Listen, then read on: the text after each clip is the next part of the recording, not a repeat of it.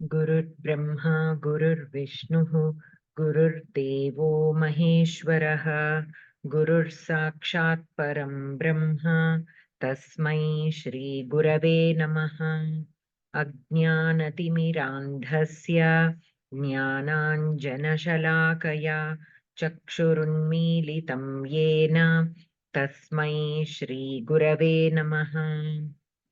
गजाननं भूतगणादिसेवितं कपित्तजम्बूफलचारुभक्षणम् उमासुतं शोकविनाशकारकं नमामि विघ्नेश्वरपादपङ्कजम्। सरस्वती महाभागे विद्ये कमललोचने विद्यारूपे विशालाक्षि विद्यां देहि नमोऽस्तु ते।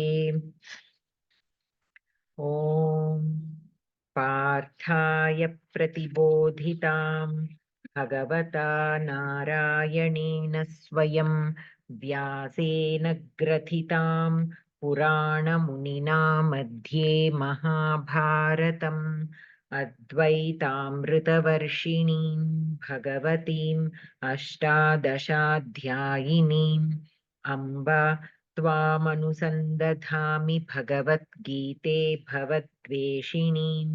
नमोऽस्तु ते व्यासविशालबुद्धे फुल्लारविन्दायतपत्रनेत्र येन त्वया भारततैलपूर्णः प्रज्वालितो ज्ञानमयप्रदीपः प्रपन्नपारिजाताय स्तोत्रवेत्रैकपाणये ज्ञानमुद्राय कृष्णाय गीतामृतदुहे नमः। वसुदेवसुतं देवं कंसचाणूरमर्दनं देवकी परमानन्दं कृष्णं वन्दे जगद्गुरुं। भीष्मद्रोणतटा जयद्रथजला गान्धारनीलोत्पला शल्यग्राहवती कृपेण वहनी कर्णेन वेलाकुला अश्वत्थामविकर्णघोरमकरा दुर्योधनावर्तिनी सोत्तीर्णा खलु पाण्डवैरणनदी कैवर्तकः केशवः पाराशर्यवचः सरोजममलं गीतार्थगन्धोत्कटं नानाख्यानककेसरं हरिकथासम्बोधनाबोधितं लोके सज्जनषट्पदैरहरः पेपीयमानं मुदा भूयात् भारतपङ्कजं कलिमलप्रध्वंसि न श्रेयसे मूकं करोति वाचालं पङ्गुं लङ्घयते गिरिं यत्कृपातमहं वन्दे परमानन्दमाधवम्। गीताशास्त्रमिदं पुण्यं यः पठेत् प्रयतः पुमान् विष्णोः पदमवाप्नोति भयशोकविवर्जितः। गीताध्ययनशीलस्य प्राणायामपरस्य च नैव सन्ति हि पापानि पूर्वजन्मकृतानि च मलनिर्मोचनं पुंसां जलस्नानं दिने दिने सकृद्गीताम्भसि स्नानं संसारमलनाशनम्। गीतासु गीता कर्तव्या किमन्यैः शास्त्रविस्तरैः या स्वयं पद्मनाभस्य मुखपद्माद्विनिसृता भारतामृतसर्वस्वं विष्णोर्वक्त्राद्विनिसृतं गीता गङ्गोदकं पीत्वा पुनर्जन्म न विद्यते सर्वोपनिषदो गावो दोग्धा गोपालनन्दनः पार्थो वत्सः सुधीर्भोक्ता दुग्धं गीतामृतं महत् एकं शास्त्रं देवकीपुत्रगीतमेको देवो देवकीपुत्र एव एको मन्त्रस्तस्य नामानि यानि कर्माप्येकं तस्य देवस्य सेवा शान्ताकारं भुजगशयनं पद्मनाभं सुरेशं विश्वाधारं गगनसदृशं मेघवर्णं शुभाङ्गं लक्ष्मीकान्तं कमलनयनं योगिभिर्ध्यानगम्यं वन्दे विष्णुं भवभयहरं सर्वलोकैकनाथम् यं ब्रह्मा वरुणेन्द्ररुद्रमरुतस्तुन्वन्ति दिव्यैस्तवैः वेदैः साङ्गपदक्रमोपनिषदैर्गायन्ति यं सामगाः ध्यानावस्थिततद्गतेन मनसा पश्यन्ति यं योगिनः यस्यान्तं न विदुः सुरासुरगणा देवाय तस्मै नमः यत्र योगेश्वरः कृष्णो यत्र पार्थो धनुर्धरः तत्र श्रीर्विजयो भूतिः ध्रुवानीतिर्मतिर्मम यदक्षरपदभ्रष्टं मात्राहीनं च यद्भवेत् तत्सर्वं क्षम्यतां देवनारायण नमोऽस्तु ते कायेन वाचा मनसेन्द्रियैर्वा बुद्ध्यात्मना वा प्रकृते स्वभावात् करोमि यद्यत् सकलं परस्मै नारायणायेति समर्पयामि महापापादिपापानि गीताध्ययनं करोति चेत् क्वचित् स्पर्शं न कुर्वन्ति नलिनीदलम् अम्बुवत् गीतायाः पुस्तकं यत्र यत्र पाठः प्रवर्तते तत्र सर्वाणि तीर्थानि प्रयागादीनि तत्र वै यत्र गीताविचारश्च पठनं पाठनं श्रुतं तत्र अहं निश्चितं पृथ्वीं निवसामि सदैव हि चिदानन्देन कृष्णेन प्रोक्ता स्वमुखतोऽर्जुन वेदत्रयी परानन्दा तत्त्वार्थज्ञानसंयुता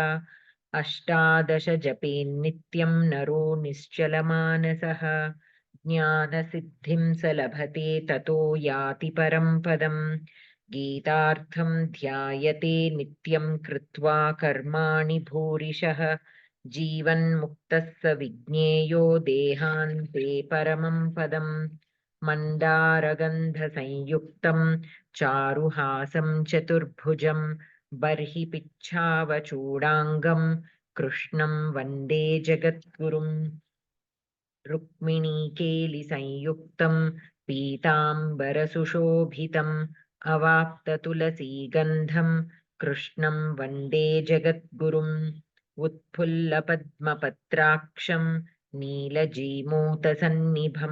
यादवानां शिरोरत्नं कृष्णं वन्दे जगद्गुरुम् अस्तु So we completed the 15th shloka of the third adhyaya on page number 166. Okay, so we have to do the 16th shloka on page number 167. Okay. So, Surya Bhagini.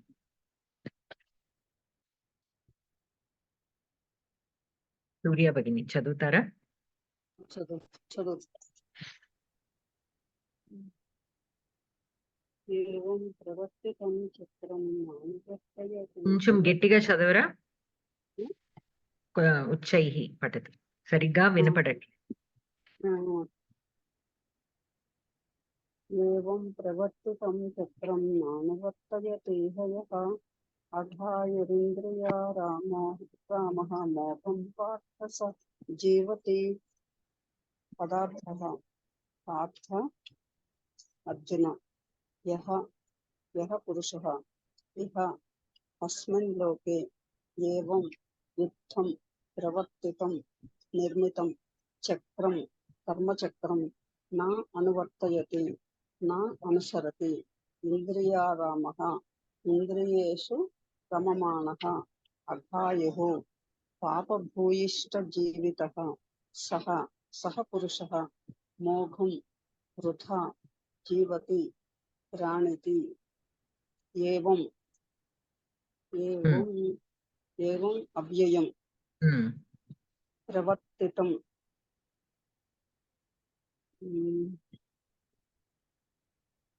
वृत्त धातु प्र उपसर्ग प्र उपसर्ग वर्तते वृत्त धातु వృత్తాతువా ఇది? వృత్ धातुः ప్ర ఉపసర్గ త ప్రత్యయం ప్రవర్తితః ప్రవర్తితం త ప్రత్యయः. చక్రం చక్రం కూడా అకారాంత నపుంసకలింగ అకారాంత నపుంసకలింగం. నా అనువర్తయతి ఇహ, నా అనువర్తయతి లట్లకారం. అత్రాపి వృత్ ధాతు అను ఉపసర్గ అను ఉపసర్గ వర్తయతి లట్లకారం ప్రథమ పురుష ఏకవచనం పరస్మైపది ధాతు. న అవ్యయం. ఇహ కూడా అవ్యయమే కదా? ఇహ అపి అవ్యయం. అవ్యయం. యహ యహ ఇది దకారాంత యద్ శబ్ద పుంలింగ ప్రథమ ఏకవచనం. అఘాయుః ఆ ఉపసర్గ కదా? అఘాయుః సమాసపదమస్తి. అఘ ఆయుః. అఘ ఆయుః. అఘ ఏకం పదమస్తి, ఆయుః ద్వితీయం పదమస్తి. సమాసపదం అఘాయుః. ఆయుస్ సకారాంత పుంలింగ శబ్దః. ఆయు అంటే ప్రాతిపదికం ఏమవుతుంది? ఆయుః అంటే ఆయుస్ సకారాంత పుంలింగ శబ్దం. అఘాయుస్ సో సకారాంత పుంలింగ శబ్దం భవతి. ఇంద్రియ ఆరామః. ఇంద్రియారామః ఇది కూడా సమాసపదమే కదా? సమాసపదమేవ. ఇంద్రియ ఏకం పదం, ఆరామః ద్వితీయం పదం. అకారాంత పుంలింగ శబ్దః. అకారాంత పుల్లింగ శబ్దం.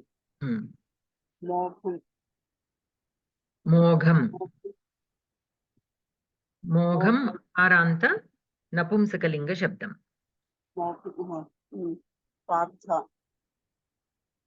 పార్థ అకారాంత పుల్లింగ శబ్దం. సంబోధన ప్రథమ విభక్తి. సంబోధన ప్రథమ విభక్తి. సహ దకారాంత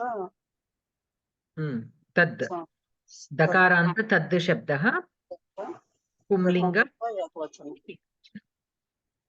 జీవతి ఇది కూడా లట్లకారం ప్రథమ పురుష ఏకవచనం. పరస్మైపది ధాతు జీవ్ ధాతు. జీవు ధాతు అవుతుంది. జీవ్ ధాతు. పార్థ యహ ఏవం ప్రవర్తితం చక్రం ఇహ న అనువర్తయతి అఘాయుః ఇంద్రియారామః సహ మోఘం జీవతి. ఆకాంత నా అనువర్తయతి. కిం నా అనువర్తయతి? చక్రం నా అనువర్తయతి. కీదృశం చక్రం నా అనువర్తయతి? ప్రవర్తితం చక్రం నా అనువర్తయతి. కథం ప్రవర్తితం చక్రం నా అనువర్తయతి? ఏవం ప్రవర్తితం చక్రం నా అనువర్తయతి. ఏవం ప్రవర్తితం చక్రం కుత్ర నా అనువర్తయతి? ఏవం ప్రవర్తితం చక్రం ఇహ నా అనువర్తయతి. యహ ఏవం ప్రవర్తితం చక్రం ఇహ నా అనువర్తయతి సహ కీదృశః భవతి. యహ ఏవం ప్రవర్తితం చక్రం ఇహ నా అనువర్తయతి సహ జీవతి. యహ ఏవం ప్రవర్తితం చక్రం ఇహ నా అనువర్తయతి సహ కథం జీవతి. యహ ఏవం ప్రవర్తితం చక్రం ఇహ నా అనువర్తయతి సహ మోఘం జీవతి. యహ ఏవం ప్రవర్తితం చక్రం ఇహ నా అనువర్తయతి కీదృశః సహ మోఘం జీవతి. యహ ఏవం ప్రవర్తితం చక్రం ఇహ నా అనువర్తయతి అఘాయుః సహ మోఘం జీవతి. యహ ఏవం ప్రవర్తితం చక్రం ఇహ నా అనువర్తయతి అఘాయుః పునశ్చ కీదృశః సహ మోఘం జీవతి. యహ ఏవం ప్రవర్తితం చక్రం ఇహ నా అనువర్తయతి అఘాయుః ఇంద్రియారామః సహ మోఘం జీవతి. లోకే సమాధాన పదం కిం పార్థ. తాత్పర్యం యహ మనుష్యః అస్మిన్ లోకే కర్మచక్రానుగుణం నైవ వ్యవహరతి. యహ చ కర్తవ్య కర్మ న కరోతి तादृशः इन्द्रियसुखलोलुपः पापभूयिष्ठजीवितः पुरुषः व्यर्थं जीवति व्याकरणं सन्धिः ఒక్క నిమిషం एकवारं पुनः अन्वयं पश्यामः अत्र क्रियापदानि कानि क्रियापदानि जीवति जीवति एकं पदं द्वितीयं क्रियापदं न अनुवर्तयति न अनुवर्तयति न अनुवर्तयति अत्र कर्तृपदं किं न अनुवर्तयति अत्र कर्तृपदं किं चक्रम् अनुवर्तयति चक्रं सर्वप्रथमं यः न अनुवर्तयति सः जीवति अस्तु श्लोके यः सः अस्ति सो यः चक्रं न अनुवर्तयति सः मोघं जीवति यः कर्मपदं यः कर्मपदं नास्ति कर्तृपदं यः न अनुवर्तयति प्रवर्तितं चक्रं कर्मपदं चक्रं कर्मपदं प्रवर्तितं विशेषणं चक्रं पदस्य विशेषणम् ओके कुत्र न अनुवर्तयति इह सो इह देशाधिकरणम् एतस्मिन् लोके यः प्रवर्तितं चक्रं न अनुवर्तयति सो हियर् इह इस् देशाधिकरणम् ओके सः जीवति सो सः कर्तृपदं जीवति क्रियापदस्य कर्तृपदं सः सो अघायुः किं भवति अघायुः इन्द्रियारामः सः मोघं जीवति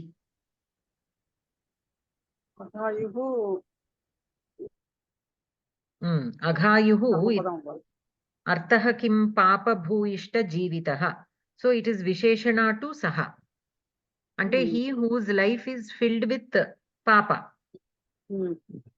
so it will be visheshana to saha indriyaramah saha ki visheshana aghayu indriyaram so saha is the kartrupadam of jeevati aghayuh saha jeevati mogham jeevati mogham means vritha his life is a waste so mogham will be kriya visheshanam vritha atani jeevitam vritha kriya visheshanam of jeevati and indriyaramah saha aghayuh saha indriyaramah saha so indriyaramah is also visheshana to saha indriyaramah ityukte he who is only living to satisfy his indriyas not doing anything else only he is satisfying whatever he does is to only satisfy his indriyas but everybody does things to satisfy their indriyas but they also have to work for it so say for example we are eating food to satisfy our taste buds or not only for energy and not only to for the body but also sometimes we eat to satisfy our hunger but at the same time one should also work towards it not simply sitting and eating they have to do something to contribute towards it not only always getting the benefit out of the things done by others but what are we contributing in what way are we contributing to others that is what we need to do he who does not do that he who only is dependent on others and he is taking things from the environment or from the society only to satisfy his needs his indriyas without doing anything that kind of a person is called indriyaramah okay and his life mogham means vyartham jeevati so mogham will be kriya visheshana okay so evam so here did you understand all the kartra padam karma padam kim iti so here the meaning of this shloka so evam pravartitam chakram yaha na anuvartayati so he who does not follow this chakram Okay, in this way, whatever chakram is there, that he who does not follow, he will become a kind of person who is only satisfying his indriyas, and his life will be filled with papam, and his life will be a waste. Okay. So, ikkada, one thing we have to understand, evam pravartitam chakram. So, what is this chakram? Means this cycle of life. జీవన మరణాల చక్రాన్ని అర్థం This చేసుకోకుండా ఇంద్రియాలతోటి అనుభవించేవాడు వృధాగా జీవిస్తున్నట్టు అని correct, తీసుకోవచ్చు. correct, correct. So, not only the Jivana Marana Chakram, in the previous shloka, a couple of shlokas behind, we saw Annat Bhavanti Bhutani Parjanyad Anna Sambhavaha Yajnat Bhavati Parjanyaha Yajnaha Karma Samudbhavaha. So here this is the cycle actually. From the Annam, Bhutani will means the living things, the living creatures will be born because of the Annam. And the Bhutani, once they are born, they should do these yajnas to Parjanyat. No, how do the Annam come? Parjanyat Anna Sambhavaha. From Anna, the Bhutani. But Anna, where is Anna coming from Annam? From the Parjanyaha. Parjanyaha is Vrishti. How does Vrishti come from? From Yajnas. And who does the Yajnas? From the Karmas. And who will do the Karmas? The Jivaha. Okay, so how do the Jivas come? Again from the Annam. How does Annam come? From the Vrishti. And how does the Vrishti come? From the Yajnas. And who does these Yajnas? Or how are these Yajnas done? From the Karmas. Karmas means again the Jivas have to do. So the Praninaha will have to do, the Bhutani. Bhutani indicates not only Manushya, all the living creatures, but only we can perform these kind of Karyani. The other living creatures also do their own balance in their own way in the environment, but we can do something additional to it. And with that, this cycle is being maintained. So if anybody does not do these yajnas, and by yajnas, we have discussed this earlier also, by the yajnas, what we have to understand is, it is not just the yagas, everything promoting the yagas. So when somebody sits and is actually performing the yaga, they offer many things into the yaga. They offer, rice, they offer ghee, they offer other things into the yaga. How are they all coming? There is somebody else doing all those things. They are growing all those things. So it is not just the yaga. Everybody has to work towards whatever is needed for those yagas to be performed in however way they can contribute. They will be contributing.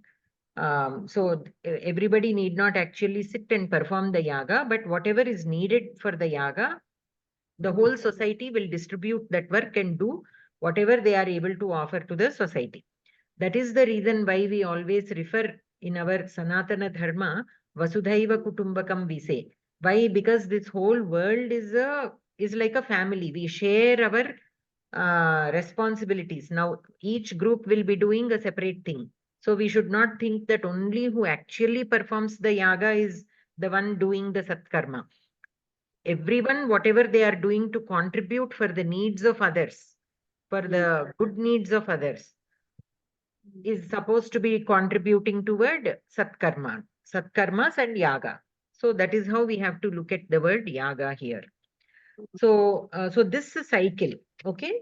So he who does not follow this cycle, evam pravartitam chakram na anuvartayati iha. So aghayuhu, his life will be filled with sins. And here again the word papam or sin, how do we take?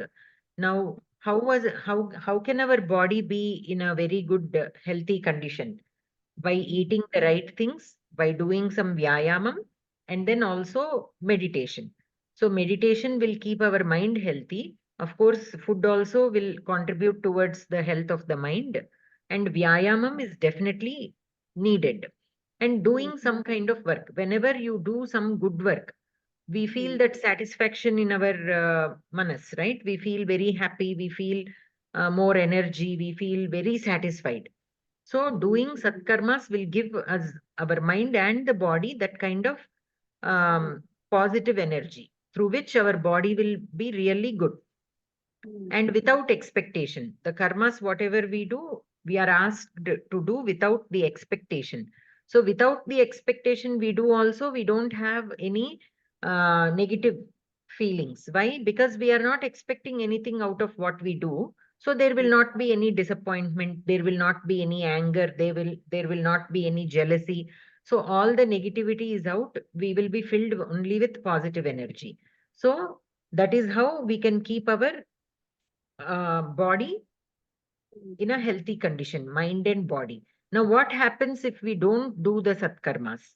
We will be filled with some kind of negativity that slowly, without knowing, our idle brain is a devil's workshop, they say. So, without preoccupied with any kind of work, it will turn into a negative thoughts. It will be a storehouse for negative thoughts and negativity. And that is nothing but sin, because of that, your body and mind will suffer, people around you will suffer because of you. So all this, that is what they refer to it as papam. Okay. So that because we will be ultimately suffering, always papam will bring suffering. So that is the kind of suffering we are creating for ourselves by not doing anything. So that is how the life will become papa bhuishtam, and that life is a waste, right? They are not helping themselves, they are not helping anybody else. So what is the purpose of that life? It is a complete waste. Even a tree which cannot move, which cannot speak, which cannot do anything like what the humans do, that also is doing a lot of satkarma by giving shade or flowers or fruits, whatever it can. And even after dying, we can use its wood, like this it is. And whatever is left out of it is turning into manure and making the soil rich. So every part of the tree also is being helpful to the environment around it some way or the other. So we as humans, if we are not able to make ourselves useful to anything around us, to anybody or even to ourselves, then that life is definitely vritha. So that is what is given in this shloka. Now read the Vyakaranam, Bhagini. व्याकरणं सन्धिः हरि ओम भगिनी पुटसंख्या कृपया Puta Sankhya 168.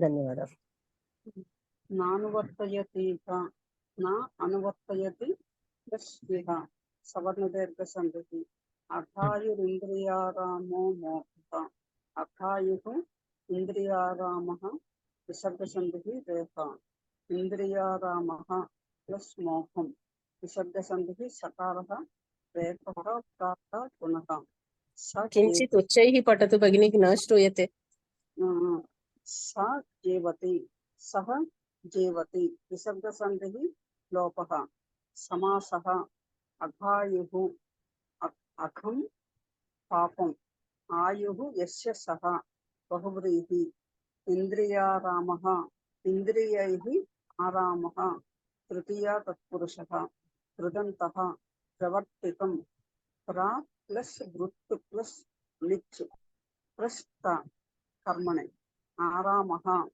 आ plus रम plus खै कर्तरि बहुलम. Okay, धन्यवादः भगिनी. So here nanu कर्तरि बहुलम అంటే చెప్తాను. I will come to that. So nanu vartayatiha. So na anuvartayati. Atra savarna dirgha sandhi akarat pare akaramasti. Iha anuvartayati plus iha. Ikarat pare ikaraha punaha savarna dirgha sandhi. Anantaram visarga refa and visarga sakara, that we all know. Saha jivati. Atra lopaha. Anantaram aghayuhu. Agham ityukte papam. आयुः यस्य सः बहुव्रीहिः इन्द्रियारामः आरामः आ उपसर्ग रम धातु. So ram means to enjoy. So aramah is he who enjoys basically. So with what? With his indriyas. So he is using his indriyas only to satisfy his indriyas, or he's only to enjoy. He's using his indriyas only for enjoyment. We can use each of our indriyas even for, to help others, or to how do you say that? Go on the right path. We can use each of our indriyas. We can use our mouth to speak good, right? To do the bhajans. At the same time, you can also use it to gossip. So that is one thing. Similarly, Shravanam also, you can listen to the bhakti songs and go in that path, or you can waste it also by listening to things that are not helpful in any way to our mind. Like this, he who uses or satisfies his indriyas only for the sake of enjoyment and not for any kind of improvement or development or for some benefit, so is called indriyarama.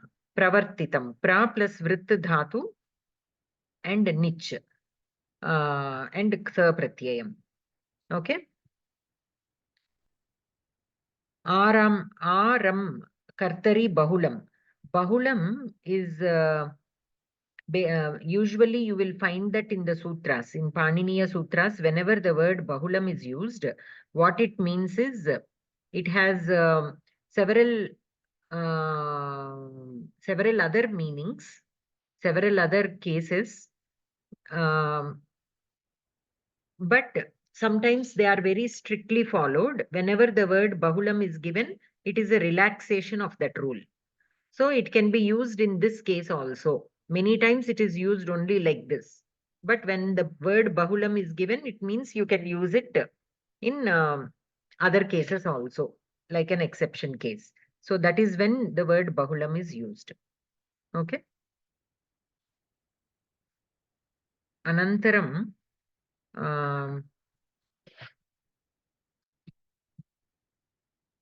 So here, up until this shloka, what is the summarization of what is being told until here is, so Arjuna asks, why did you make me do this? Why did you pull me into this karma margam when jnana margam is there, and which you are claiming to say that it is the best? Jnana margam is the best. So saying that, why did you pull me into this karma margam? Right? So that is what Arjuna asks, and then what is said by Lord Sri Krishna is, Jnana Margam is the best, no doubt about it. But not everybody can be in the Jnana Marga. There is some arhata to be in the Jnana Marga. And what is that arhata? It has been told, I think, in a few shlokas behind.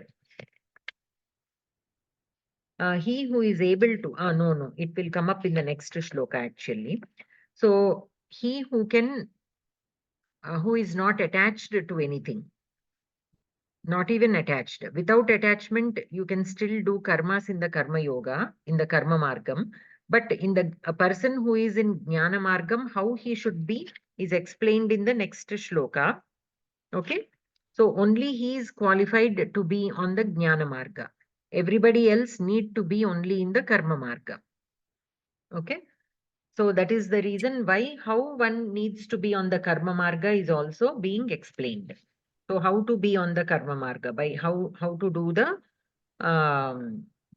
satkarmas, and what is considered as a satkarma. All these are given in the Vedas. Okay. So Hari ओम् भगिनि कथम् अन्वयं स्वीकुर्मः यत्र अघायुः इति अघम् आयुः यस्य सः इति कथं स्वीकुर्मः विवरणम् అఘం అంటే పాపం. అవును, పాపమే అన్వయం ఎలా చేసుకోవాలంటున్నా వాక్యానికి. He who, okay, you were not there for the when we were discussing the anvaya, I think. So aghayuhu will be visheshana to saha. Okay. So yaha evam అంటే ఎవరు పాపాలతోటి జీవితం గడుపుతారనా? He who does not follow the chakram. Oh, okay. Okay, this ఏవం ప్రవర్తితం చక్రం, ఈ విధంగా ఉన్న చక్రాన్ని ఎవరైతే అనువర్తనం చేయరో సహ అఘాయుః ఇంద్రియారామః.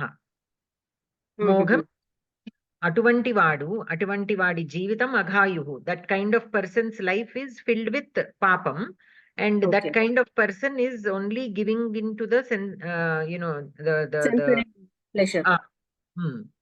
Okay. and his life is vritha. So mogham will be kriya visheshana to jivati, his life is vritha. Aghayuhu and indriyaramaha will be visheshanas to saha. Okay. And Astu Vani, what is this karma chakra? Chakra is karma chakra only, no? That also we discussed actually. So that has been told in the previous shloka. Annat bhavanti bhutani parjanya bhavanti annam. So here, so from the annam, the jivaha come into existence. And how do the annam come? From the parjanyaha, from the vrishti. How does vrishti come? From yajna. How does yajna come? From the karmas. And who will do the karmas? The pranis. How do the pranis come? Again from the annam. This chakram, basically. This is the chakram, not simply life and death. That normally in very general terms we say jiva marana chakram we say. But the actual thing is all these come into because if people do not do these yajnas, then where does annam come from? That have to always constantly keep in mind. Nowadays, what is happening? How are we thinking? We are, if the farmer is in trouble, we are not thinking that it is our trouble. We are thinking, I have money, I can purchase rice, and I am fine. I am able to buy food, and to get that money, I am working some job, so I am fine. So when the farmer is facing trouble because of the absence of rains, or untimely rains, because of the changes in the weather, the farmer is being affected, but we are not looking at it as our problem. We are looking at it as that farmer's problem, and so we his are not personal problem. It should be considered as collective. we have to, everything is interconnected. Why did the weather become like this? Why is this akala vrishti happening? Because of the pollution. And who is the reason for this pollution? Every human being. The factories are being generated. So we think, okay, it is the people who constructed these factories are the reason. I am not the reason. But what are those factories producing? Am I a user of all those that they are producing? We are changing cell phones every year. We are changing cars every 3 or 5 years. We are buying clothes like anything. When compared to like 50 years ago, if we look how our grandparents lived, how much they produced, and how much waste we are generating. Now, to make all these things, especially everything is including plastic or things that cannot be decomposed, right? So we are also indirectly the reason for this akala vrishti, right? So our yajna need not be literally sitting and performing the yagas.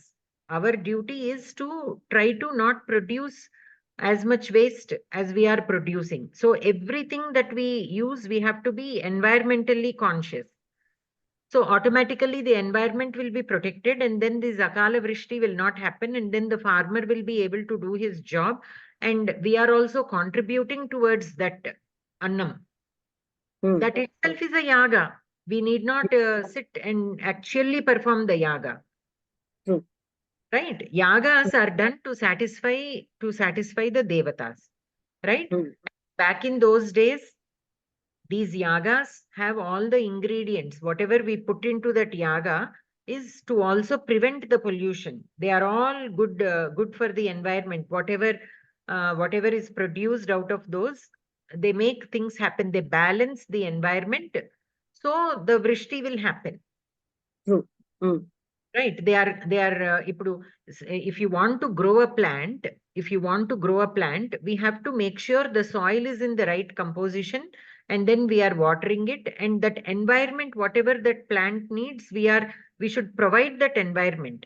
Even if you're watering it every day, if you do not take care of the soil, it will not grow to its full potential.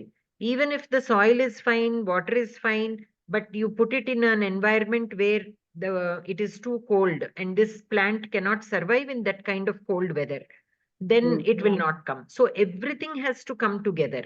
Only then the plant will grow to its full potential and give whatever it is supposed to give, either fruits or flowers or whatever it is. So we have to provide that environment. So here also, even if people sit and perform yagas, will that be enough to balance the pollution that the other section of the people are producing? No. How much of yaga should you do to balance the pollution all over the world? During COVID, when everything came to a standstill, we read in many places, or we saw the videos, that Delhi, which is so polluted, where people cannot even see like 3 feet ahead. They were not able to see because of all that smoke. During Yes. COVID, became so clear they were even able to see the Himalayas or something. So that has to happen. That has to happen. In that way, each of us are contributing towards the production of annam. And annam, the food item. So unless the food items are there, the pranis cannot be there. Survival cannot be. So everybody, we all have to contribute towards that. And our yaga is trying to produce as much little waste as we can, trying to not pollute the world as much as possible. See, we cannot live like how people lived like 50 or 60 years ago, but at least we can reduce things, right? So we can we do many things to reduce the pollution. People survived during COVID without having to travel. Somehow we managed. Like that only we can manage. Once everything is normal, again we are going. We went out only when it was really essential. It might be once in a month or once in 2 weeks. But now True. even small thing, again we are going out, pulling out our car, again going.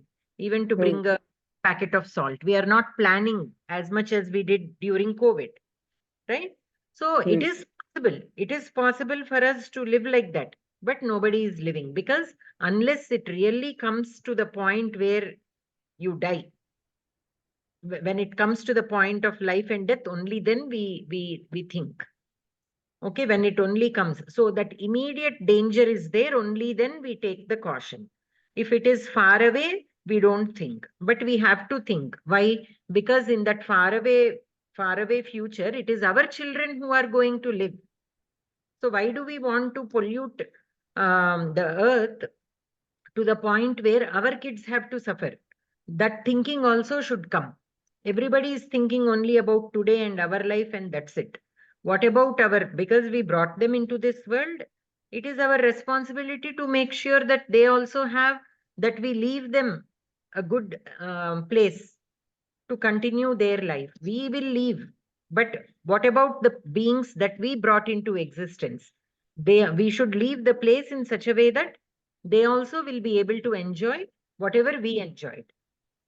At least How we they need. won't suffer. At least we don't want to make them suffer. Exactly. But how is that possible? Unless we mend our ways, that is not possible.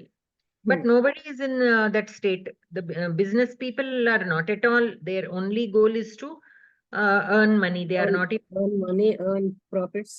The products that they are producing, even food products also, they are not at all healthy. But that is how it is. The world is. So basically, this is a cycle.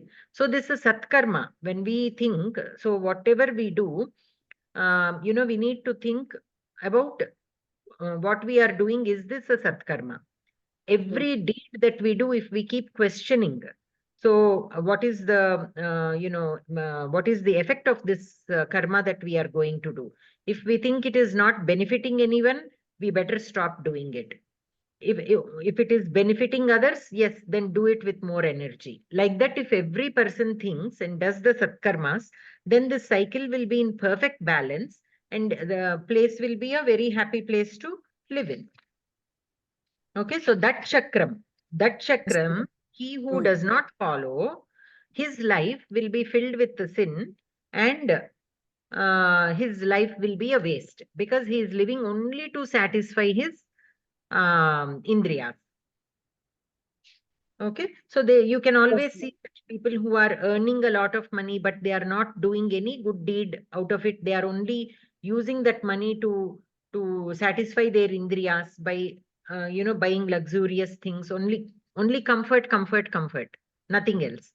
So that kind of life, basically. Okay, so it is that kind of life will be a vritha. Of course, maybe they are doing some good to some extent through whatever business they are doing, but we are talking about people who are not contributing in any way and just satisfying their indriyas. Such kind of people's life is considered to be vritha. अस्तु भगिनि, अवगतं भगिनि, धन्यवादः. अनन्तरम् अलिवेलु भगिनी, next श्लोक. आं भगिनि, नमस्कारः. नमस्कारः. यस्त्वात्मरतिरेवा स्यादात्मतृप्तश्च मानवः आत्मन्येव च सन्तुष्टः तस्य कार्यं न विद्यते. पदार्थः अपि पठतु अनन्तरं यः मानवः तु यः मनुष्यः आत्मरतिः एव आत्मनि प्रीतिमान् आत्मतृप्तः च आत्मनि तृप्तिमान् आत्मन्येव स्वस्मिन् एव सन्तुष्टः सम्प्रीतः स्यात् भवेत् तस्य तादृशस्य मनुष्यस्य कार्यं कर्तव्यं न विद्यते नास्ति. यः तु आत्मरतिः एव पदच्छेदः. यः तत्शब्दस्य अकारान्त पुंलिङ्ग प्रथमा एकवचनं तु अव्ययम् आत्मरतिः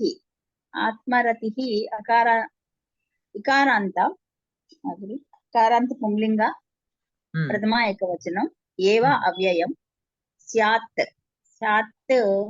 क्रियापदम् अस्धातु. क्षम्यतां भगिनि, आत्मरतिः पुल्लिङ्गं वा स्त्रीलिङ्गं वा? पुंलिङ्गमेव. पुंलिङ्गम्.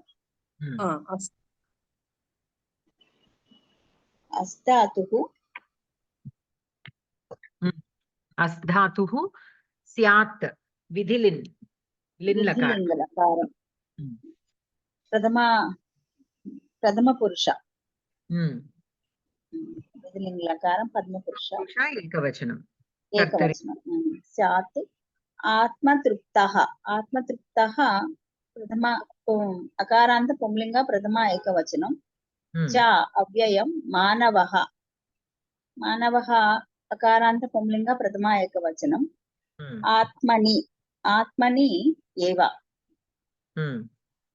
आत्मनि इकारान्त पुंलिङ्ग आत्मा शब्दस्य आत्मान् नकारान्त सप्तमी विभक्ति एकवचनं नकारान्त पुंलिङ्गं सप्तमी एकवचनं आत्मनि एव च एव अव्ययं च अव्ययं सन्तुष्टः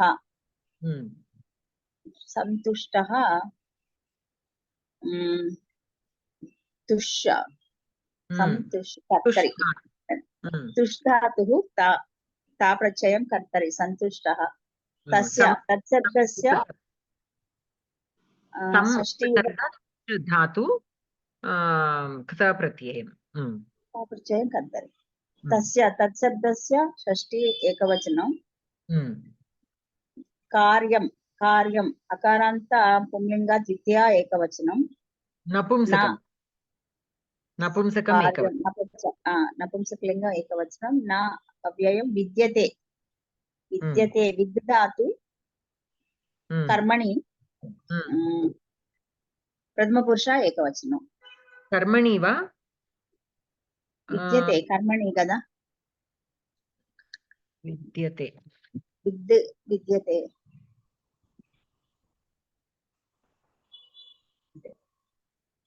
मम अभिप्रायः कर्मणि वा कर्तरि कर्मणि एव. कर्मणि एव. तो पुनः इदानीम् आकाङ्क्षा पठतु भगिनि तात्पर्यम्। अन्वयः यः मानवः आत्मरतिः एव आत्मतृप्तः आत्मन्येव सन्तुष्टः च स्यात् तस्य कार्यं न विद्यते। आकाङ्क्षा स्यात् कः स्यात्? मानवः स्यात्। मानवः कीदृशः स्यात्? मानवः आत्मरतिः एव स्यात्। मानवः आत्मरतिः एव पुनश्च कीदृशः स्यात्? मानवः आत्मरतिः एव आत्मतृप्तश्च स्यात्।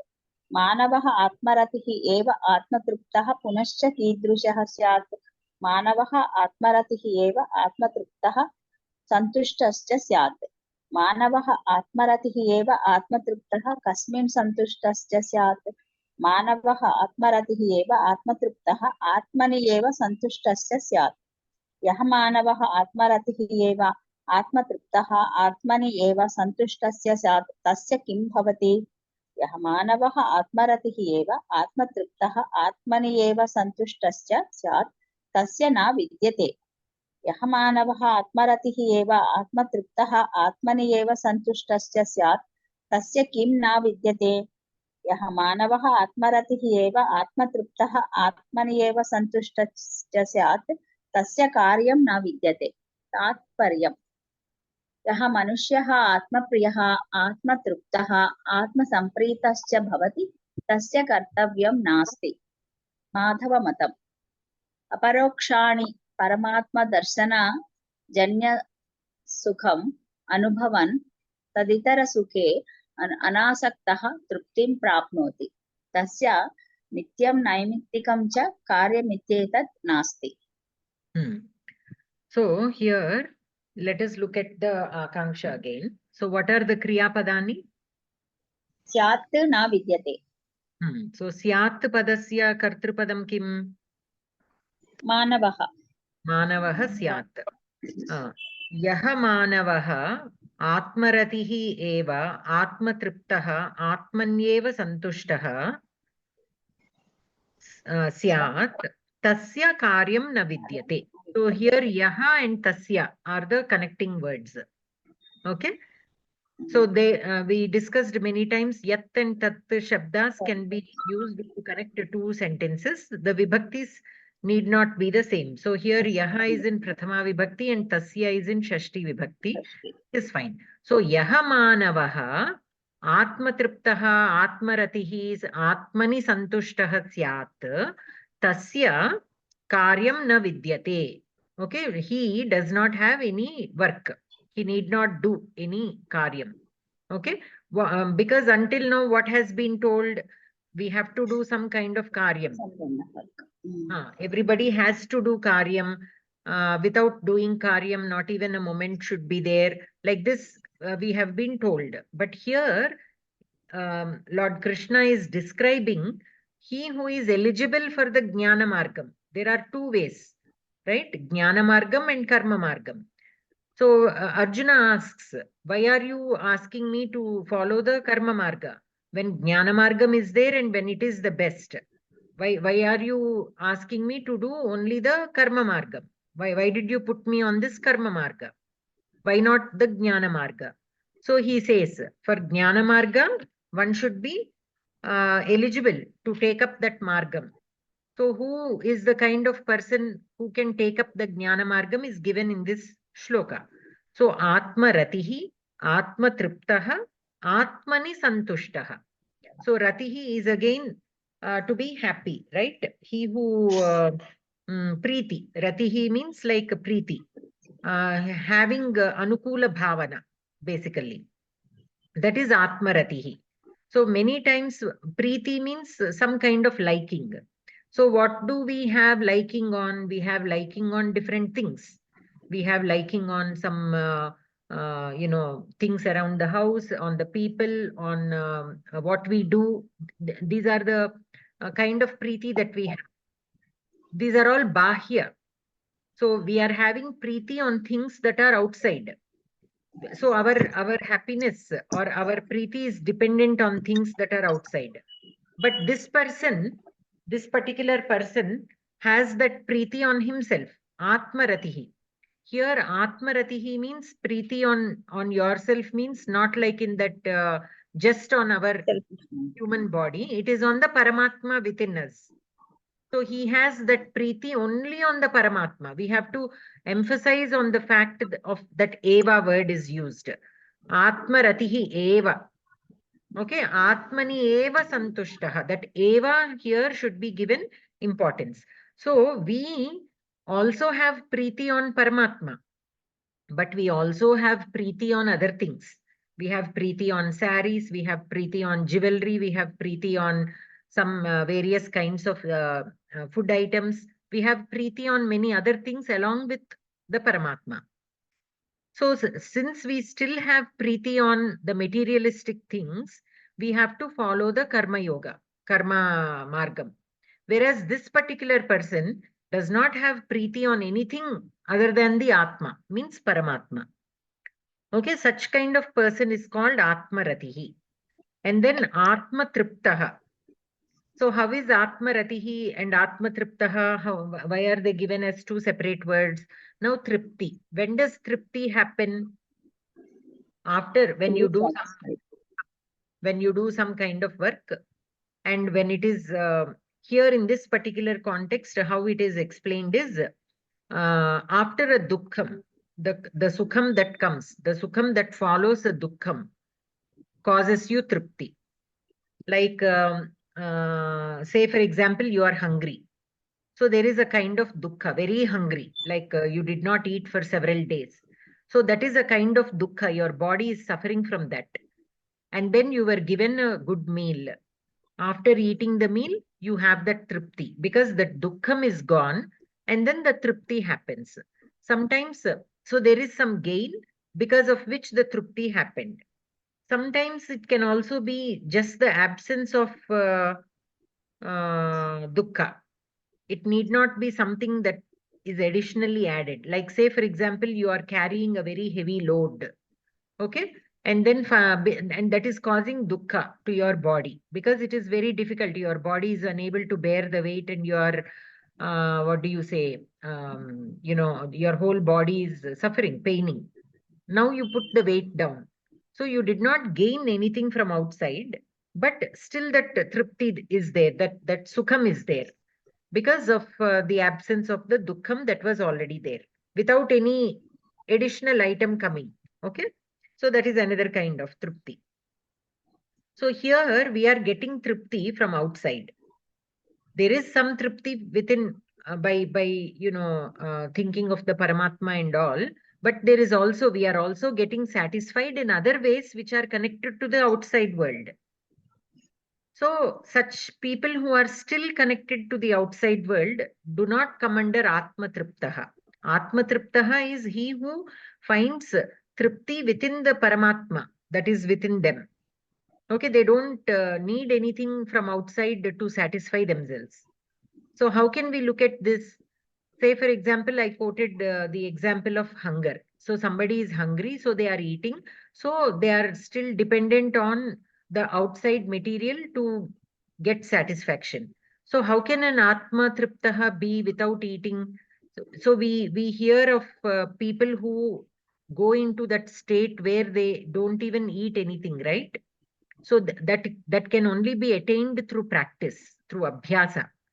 So they go to the point, they do that abhyasa so much that they do not even take food. They don't even eat. They don't even eat.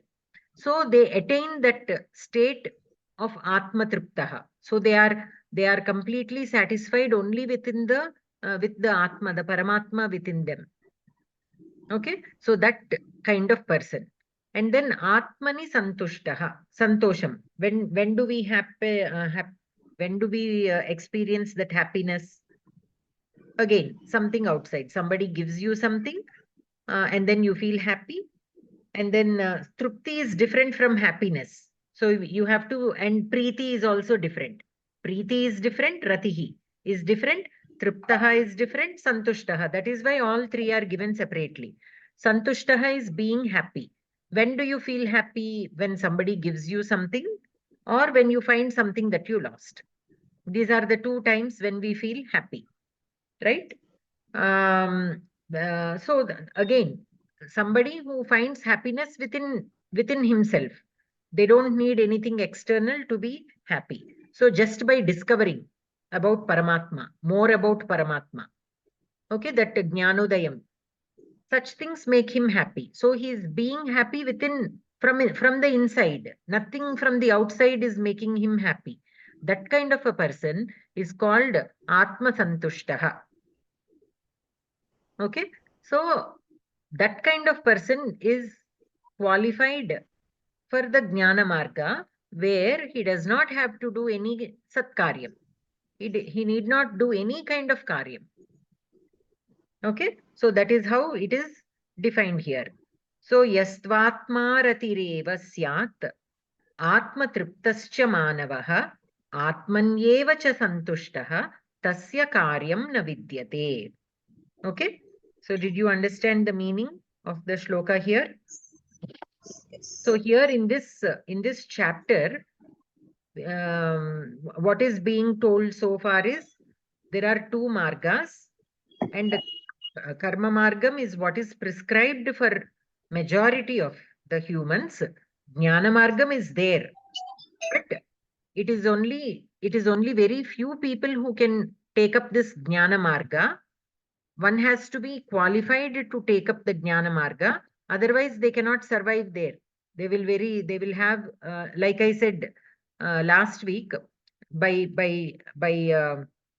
restricting ourselves even before the indriyas are satisfied completely and under control completely, even if we push ourselves to certain things, we will not be able to do them in the long run. We'll do only for a few days or a few weeks or a few months, and then completely will fall back. And when we fall back, it will be really bad. So we have to attain this only through practice. Like I said, these people, they don't even, these are like yogis, they don't even eat food. Because the minute you eat food, you again have to do satkarmas, because you fall into that cycle. So that is the reason why these people practice through abhyasa, they don't even take food. So only then they will be qualified not to do anything. So even if you are not doing anything, we cannot think that we are not indebted. I don't have any duty. I am not, I am free. I cannot, I completed all my responsibilities. So I don't have to do any satkaryam. I can follow the jnana marga. We cannot think like that as long as we are even eating food. Because the minute you are eating food, you fall into that cycle and you become a part of that cycle. So as long as we are eating that food, if we don't do anything in return there, it means we are eating without working for it. And it has been told in the previous shloka that somebody who simply enjoys the benefits but not contributes towards that, they will be only accruing sin. So until we come to that point where we are completely atmaratihi, atmatushtaha, and what is the other one? Triptaha.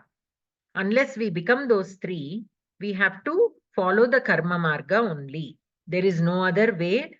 We cannot jump into jnana marga just because it is there. We have to prepare ourselves mentally and bodily to qualify to follow, to take up that path. And how do you do that abhyasa? Through the karma marga only. Karma marga can be followed either to qualify for the jnana marga or to satisfy our desires.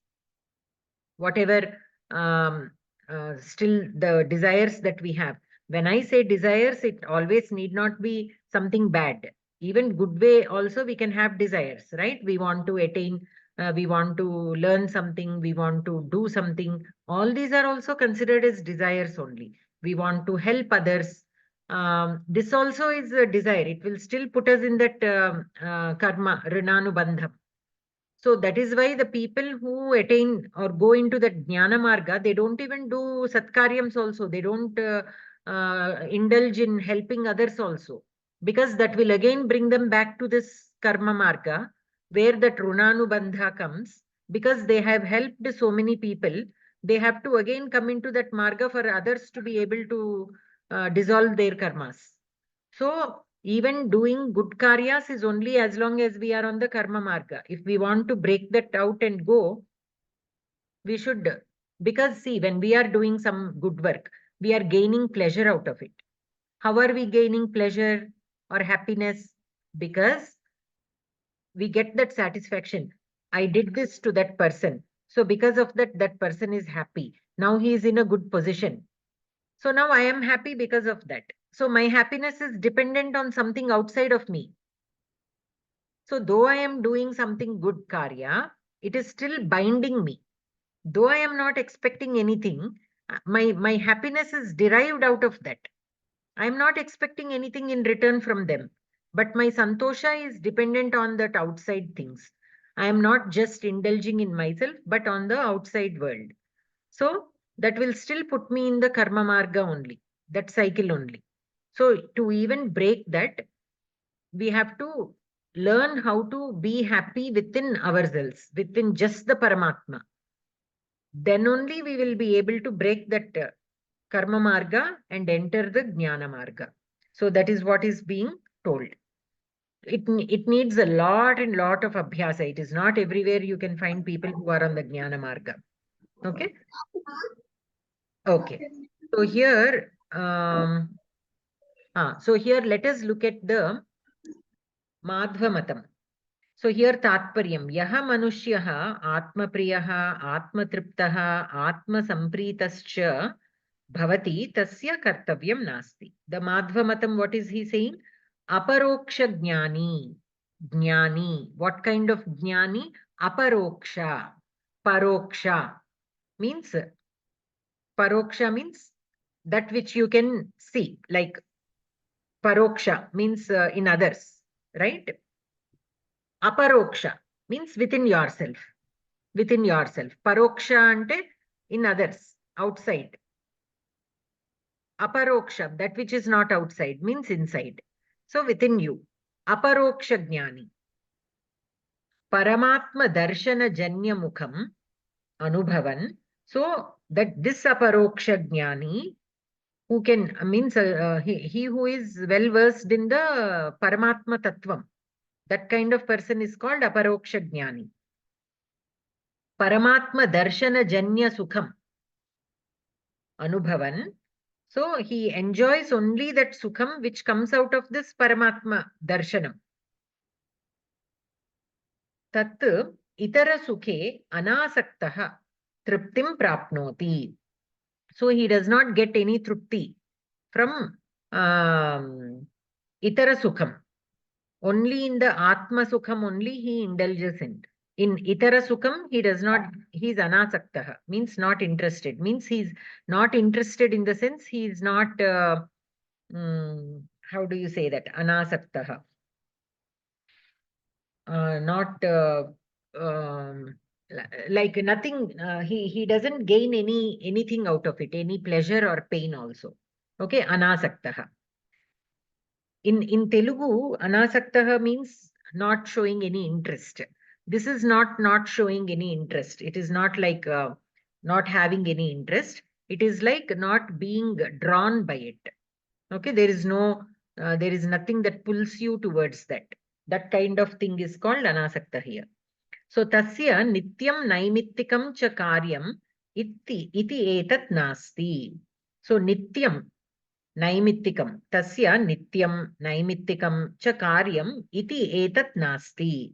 So to that kind of person, to this atmaratihi, atmatriptaha and atmasantushtaha, nityam naimittikam cha karyam etat nasti. Nitya karyam, naimittika karyam. Both of them he need not do. What is nitya karyam? Now karyaha trividha. How they have been told are three kinds, the karyani. One is nitya karmas. The karmas are of three kinds. One are nitya karmas. The second one is nimitta karma. The third one is kamya karma. Now what are nitya karmas? The basic things that you have to do as a human, like satyam vada. You have to speak the truth. That is something that is expected out of every human being. For a normal human being, satyam vada is a nitya karyam. But now how is it? Somebody who speaks the truth is considered as a Uttama person, Uttama Purushaha. No, a normal person is supposed to speak the truth always.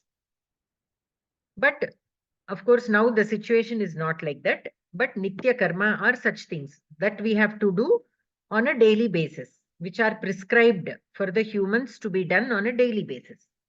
And then Nimitta Karma. Nimitta Karma means there should be some Nimittam. Nimittam means some condition. Say, for example, a baby is born. When a baby is born, there are certain rituals to be performed. When a person dies, there are some rituals to be performed for that person who died. When you buy a house, there are some rituals you have to do before using that house, before entering that house. There is a marriage. There are some rituals to be performed before you enter into such kind of relation, into a samsara jivitam, before you start your education. So all these are nimitta karmas. Okay. And you have to do that at that point of time. There is an eclipse. During eclipse, there are certain rituals that we have to follow.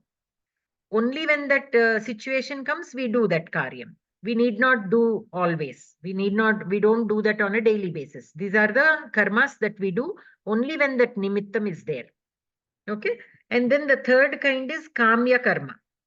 Means, say, for example, Dasharatha, he wanted sons. So he did the Putra Kameshti Yaga. So because he has a desire to satisfy or to be blessed with whatever he is desiring, there are certain rituals to be performed. There are certain karmas to be performed to satisfy those desires, to fulfill those desires. Okay, there is again nothing wrong in that. Not all desires are bad. There will be some people who also have desires, like the Rakshasas. They always do these tapas to get some extraordinary powers so that they can use those powers to trouble the good people. Now, that is also a kamya karma only. But those are for the with wrong intentions. We are not talking about that. There can be good kamya karmas also. Even for that, there are some prescribed rituals. So we have to perform those rituals. So karmas are of three kinds: Nitya karmas, Naimittika karmas, and Kamya karmas. And if you don't do these, there will be a result. Okay. So Nitya karmas, Punyam and Papam are there, right? So when do you get Punyam? When you do Sat karmas, you get Punyam. When do you get papam? When you do karmas that are not prescribed for you, nishiddha karmas. So they like talking lies. That is a nishiddha karma. You should not speak. What do you say? Lies. You should not speak that which is not truth. But if you speak, then papam. Okay. We will get papam. So we will get papam when we do nishiddha karmas, and we get punyam when we do sat karmas. And then vihita karmas are there, like this naimittika karma or nitya karmas. These are vihita karmas, means these are prescribed for a human to be done. They have to do. When you are born as a human, you have to do these karmas, like the nitya karmas and naimittika karmas, right? Kamya karmas, only if you want something, you do. It is not mandatory. But the other two, you have to do. So if you don't do what you are supposed to do, then you will get what you call pratyavayam. Means that is also a kind of shapam. You can look at it as a shapam. Means a shapam means there will be some remedy for it. You can do again. Once you realize that you haven't done something, then again you can do some satkarmas or certain things to get rid of it. Say, for example, just to understand what it is, if you are aware of Dilipa, who is one of the kings of the Raghuvamsha. Even before the Raghu was born, he was born. So from Ikshvaku Vamsham. Okay, he is a king of the Ikshvaku Vamsham, great grandfather of Rama. Okay, So what happened? He once went to meet Indra. He often used to go and meet Indra in the Swargam. They used to mutually help each other. So whenever there is trouble for Indra, he would call Dilipa and he would go there, help and come back. Like that it used to be there. So once when he went and when he was coming back, there was this Kamadhenu, but he did not see. He was lost in his thoughts. He did not see. If you have written your Kovida exam, you would have known this story. So he did not realize that Kamadhenu was there. So he does not offer his salutations to Kamadhenu because he does not see. He did not see her. So he comes back. But Kamadhenu sees that Dilipa was passing, but he did not offer his salutations to her. So she will put a curse on him. That curse also he is unable to hear because there is Ganga flowing right next to that. And in that sound, he cannot even hear the shapam of Kamadhenu. And the Kamadhenu will give him a shapam saying that you will not bear any children. And for a king, that is very important because they always have to have a successor to take care of the kingdom. The main reason the kings even marry and bear children is to provide a successor for the country more than their own pleasure. So for a king, it is very important. So there are so many years passing and he does not have any children. So then he will consult with his guru. Why is this happening? Why am I not able to bear any children? So the guru, who is Vasishta, he will look through his Divya Drishti and he will tell, okay, once when you were coming back from Indra, you did Kamadhenu was there on the way and you did not see her, you did not offer your salutations to her, and so she put a shapam on you. So then he will say, Arey, I am not even aware of this. Yes, because the Ganga was flowing and in that sound, her shapam, you were not able to hear. So now what should I do? There should be some way out. So then he will say, Kamadhenu's daughter Nandini is there in my ashramam. So you come to my ashramam and you serve her for 21 days or for how many ever days. And then you do that with so much of bhakti that she will bless you. And that will also please Kamadhenu and you will be free from your sin. So he will leave his kingdom on to the ministers. He will give the responsibility to all the ministers, and along with his wife, he will come to Vasishta's ashramam. He will lead a life of a person who lives in an ashramam, like how one lives in an ashramam.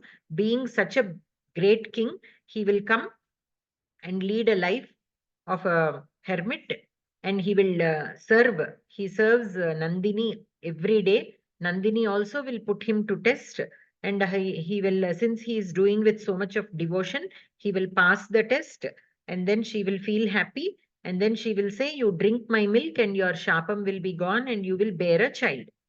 And that is how he will get rid. So that is when you don't do things that you are supposed to do as a human.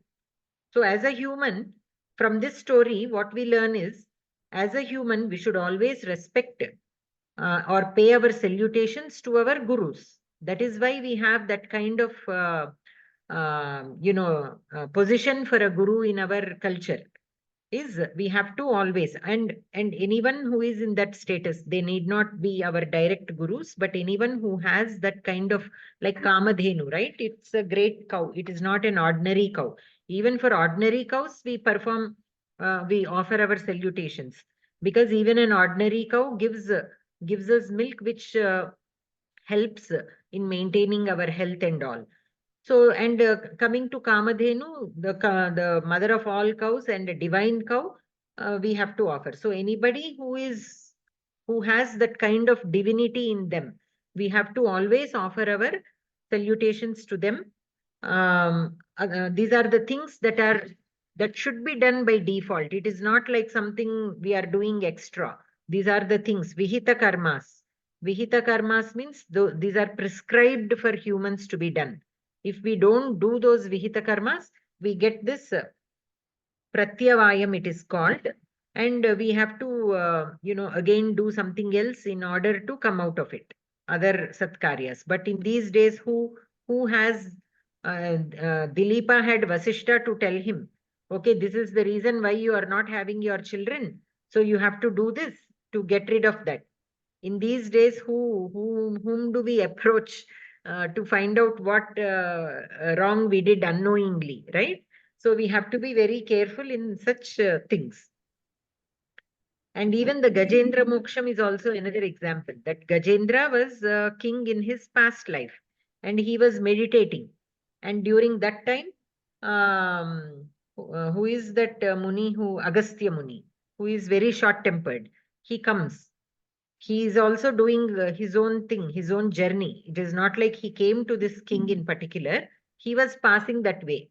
And this king actually sees him, but he thinks, okay, I am in meditation and he is also on his task.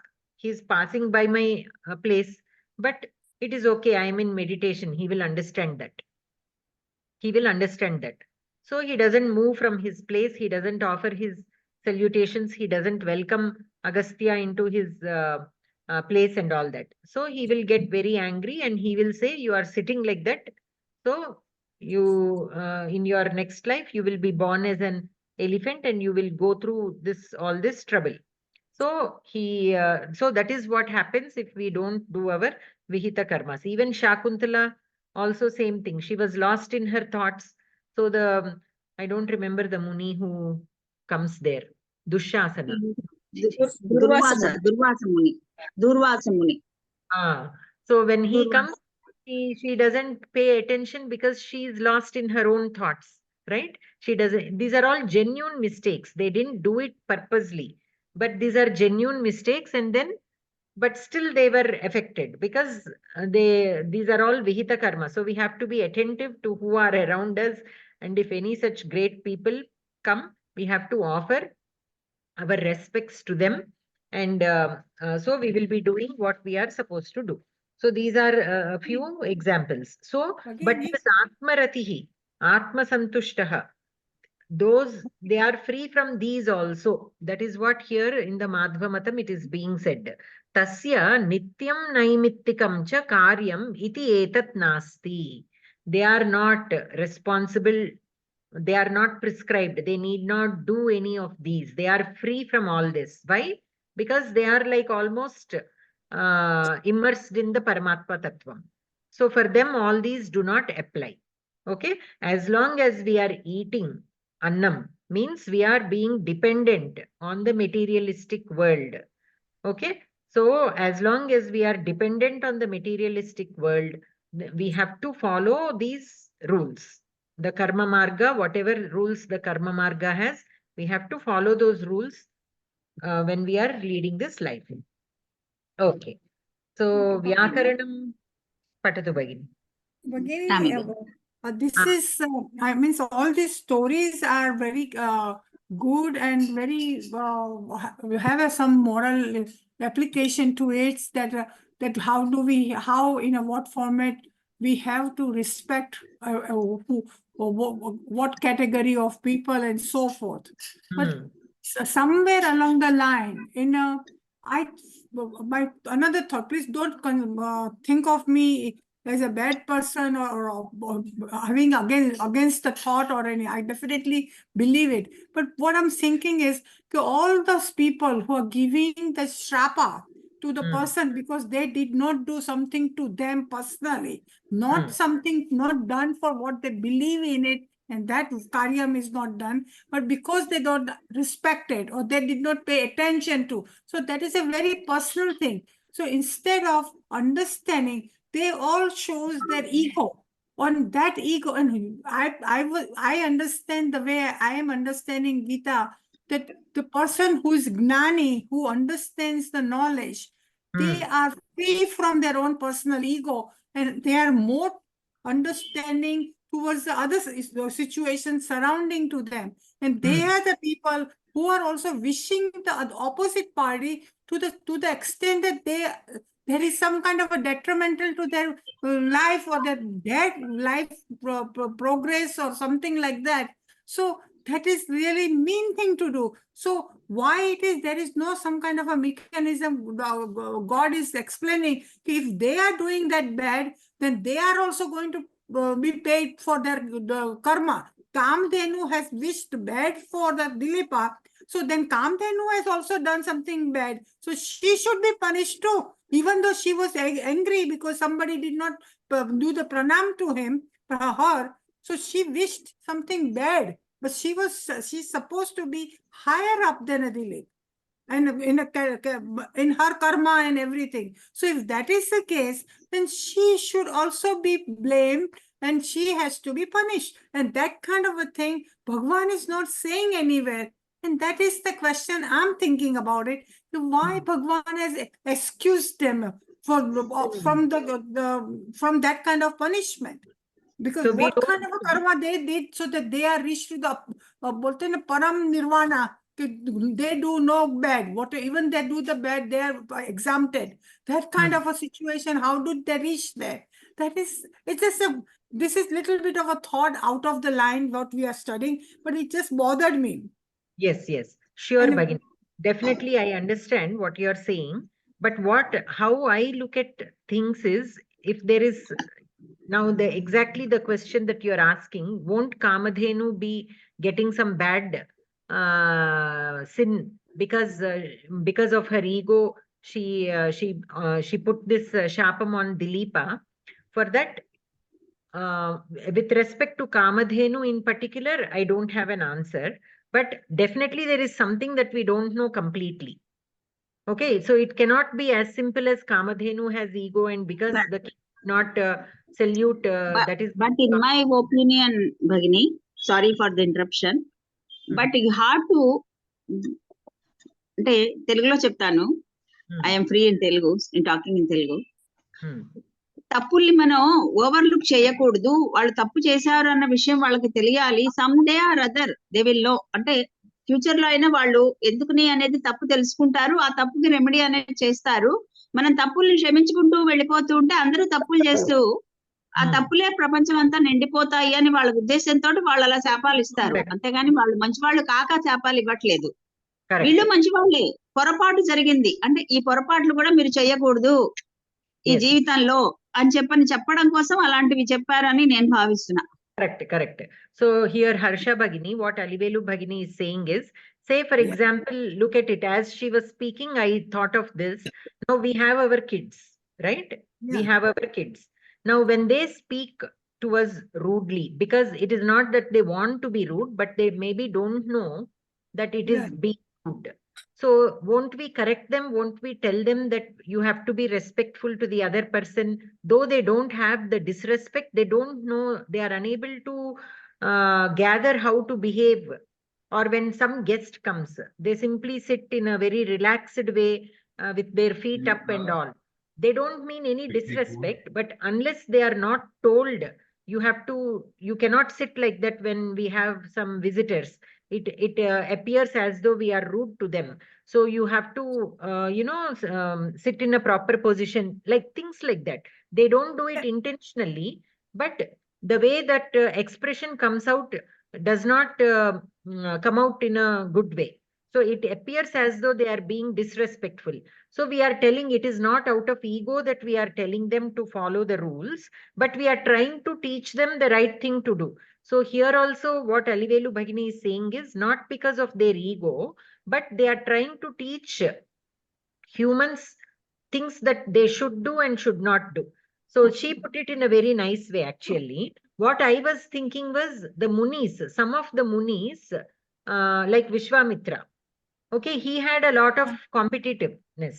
He was originally a king, but he saw how the other Munis were doing this tapas and gaining all these powers. So he also will go and do a lot of tapas and he will gather a lot of power. But then because of his anger or other desires, he will start spending his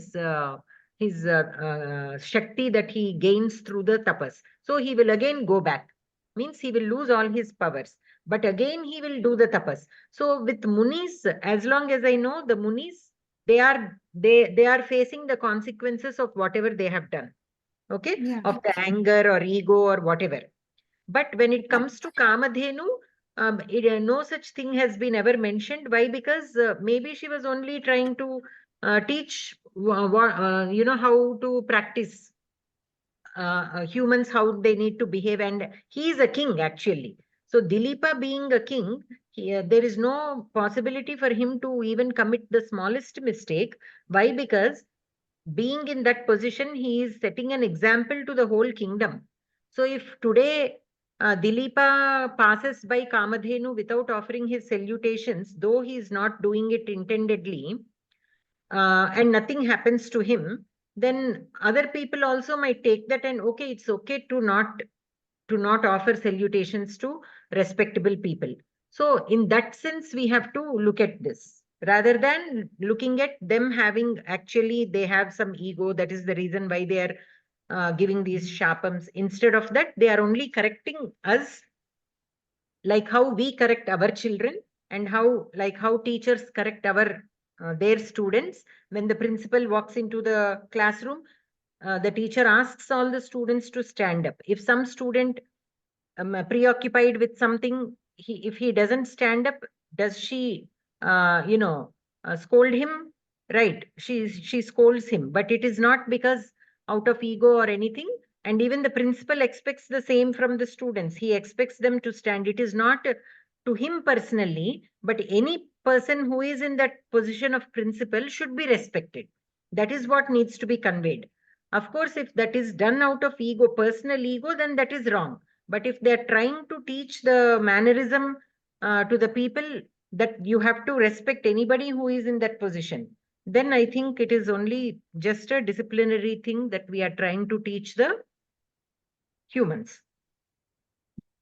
Does that sound logical, Bhagini? Yes, Bhagini, that sounds logical. Only thing, I thought that a punishment or the wish for that kind of a situation was very harsh, that he cannot have his lineage, or he cannot produce that.